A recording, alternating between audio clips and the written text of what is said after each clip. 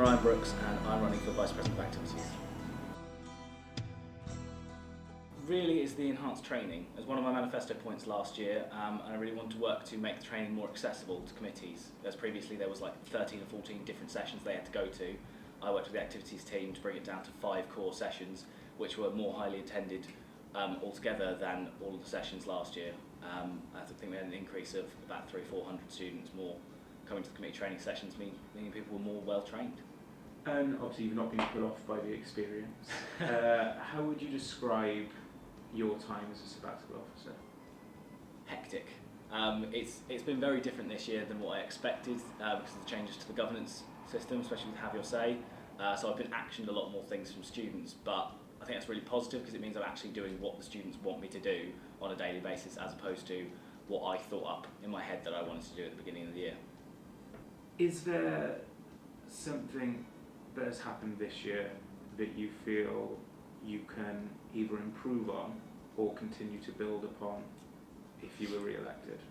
Yeah, certainly. I think it's communicating out changes to students is something that we haven't really done that well this year. There's been a lot of ideas, action through Have Your Say. There's been a lot of projects I've been working on that even some of the other candidates are running on manifestos to do things that I've been doing already in the background. It's just I haven't communicated them well enough out to the students. So I think it's something like doing weekly newsletters or fortnightly newsletters out to the groups that I work with so that they know the changes that are happening in the background so that they're not constantly asking for the same things and asking the same questions.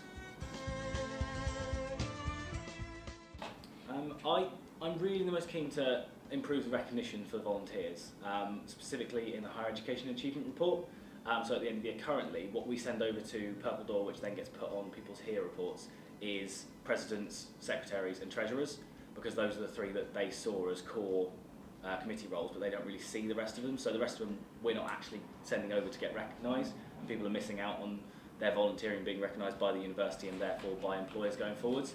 So I really want to, in line with some of the stuff we're doing as a union with Do More Be More, I want to push the university to accept all committee positions and then also look at part-time volunteering as well.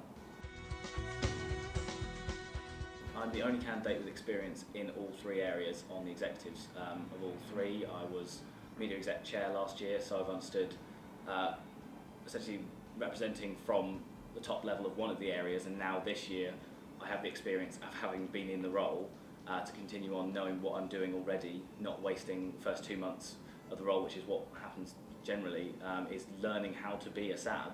I'm not going to have to do that because I've already been doing it for a year, so I'd like to think that makes me the most suitable going forward. I really just want people to recognise that this year has been a transition year, so maybe they haven't seen a lot of the good work we've done because there's been so much change, there's so much big governance level change that they haven't seen that actually I've achieved a lot more and that generally we've improved in memberships, in engagement, and hopefully I can help push that forward.